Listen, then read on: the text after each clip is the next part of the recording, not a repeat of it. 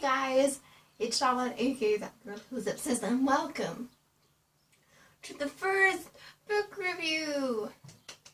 I am so excited to make this video. I'm like, oh. Okay, so this video is going to have two parts. One is going to be a small free section, and the second part is going to be very spoiler filled. So, it's a warning, so then when you watch this video, you won't freak out because I've told you loads of spoilers. Jinx. This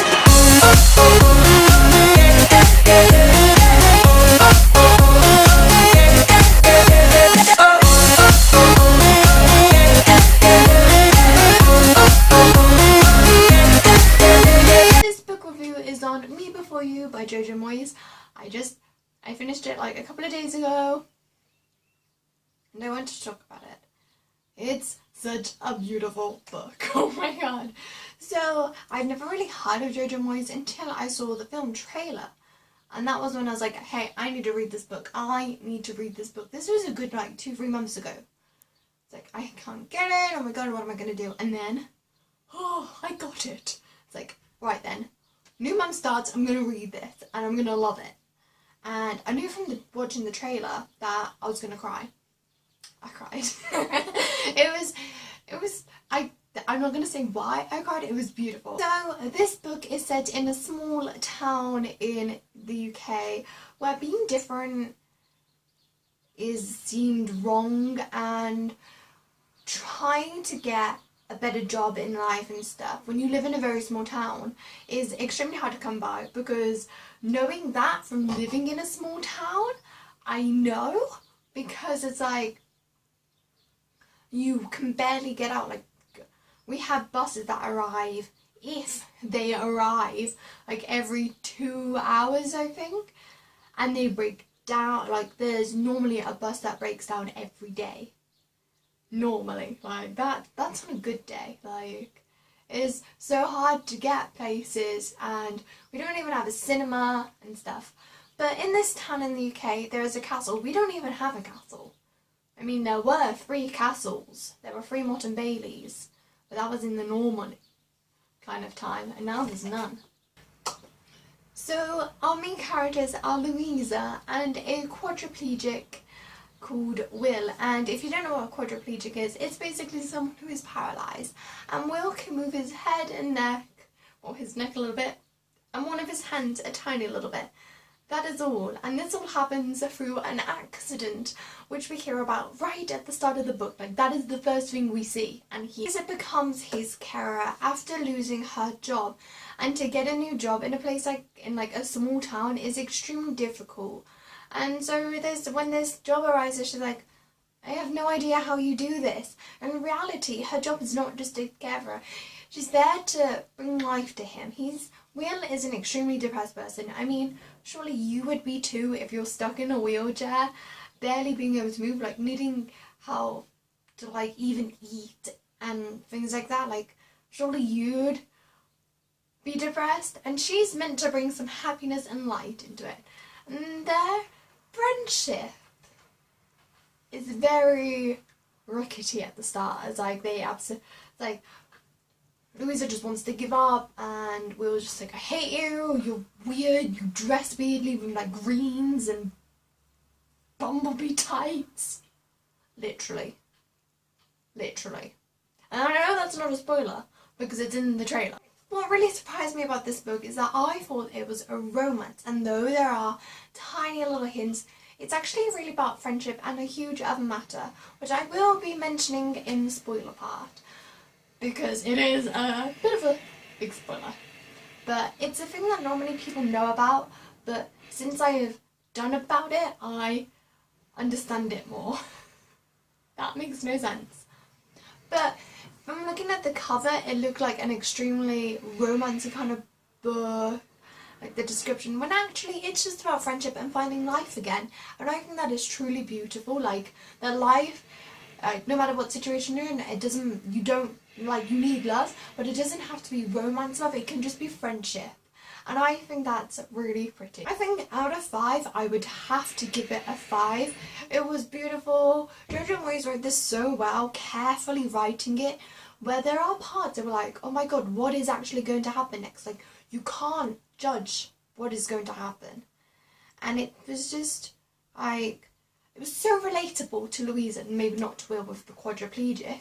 I don't know how many people know a quadriplegic. I don't. But, so there you go. But, like, Louisa is, like, the girl next door. You could know her, like, with the way she dresses. Like, she is like everyone. She's like, Will's, this is a common theme in it, badgering her to do something with her life. It's like, but I'm happy here. I have no plans. All I do is go home, read a book and watch TV. And in reality, that is what most people do, no matter what their situation, really. Which is why I find it so relatable. She's just very down-to-earth person. Jojo Moyes wrote Louisa as not someone who is on the other side of the world and that we can never imagine, like an alien. She is just us or maybe our next door neighbour. So this is the spoiler-filled part. So if you have not read the book, or you just don't want to know what happens because you're going to watch the film, then you can click off here. So bye for you guys. And hey guys who are still staying tuned. So one of the big things about this book is assisted dying. Attempted suicide, mercy killing, all of that. They're the same thing. Or, if you want the big words, euthanasia. So, I take philosophy and ethics, and this is an ethical subject that we learnt about euthanasia, and whether it should be allowed. And we look at Christian stuff about it, so I know quite a bit about it, and I've seen a couple of films where this happens. And so I was very, I wouldn't say taken back by it, but like I wasn't surprised that this was going to be a theme with this. And it raised so much awareness for those who don't even know about it, because this is such a controversial thing to write about. Like, in this story they mention Louisa, when she first went out, how it's disgusting and how it shouldn't be allowed. But I suppose in the end she comes to peace with it. That actually, no matter what she does, even though it never actually states this, I get this feeling of her, knowing that no matter what she does, so she will not be able to make him want to live fully again. Maybe a week more or so, and he has lived. He states it's these last 6 months have been the most I've ever lived, and they're him in a wheelchair. Think how special she is to him. But to live another decade filled with always going to the hospital because he doesn't have that good of an immune system, surely isn't compassionate. And mercy killing, euthanasia, she wrote about it so cleverly and so well that it really did raise awareness, and you got both sides of it, where you could see why people would be against it. But then it's but surely we should let them die. I love this book. It's because, I mentioned this in the spoiler-free part, is because of their relationship. In the end, there is a bit of love and stuff, but the majority of it is just friendship and learning how to love someone like that.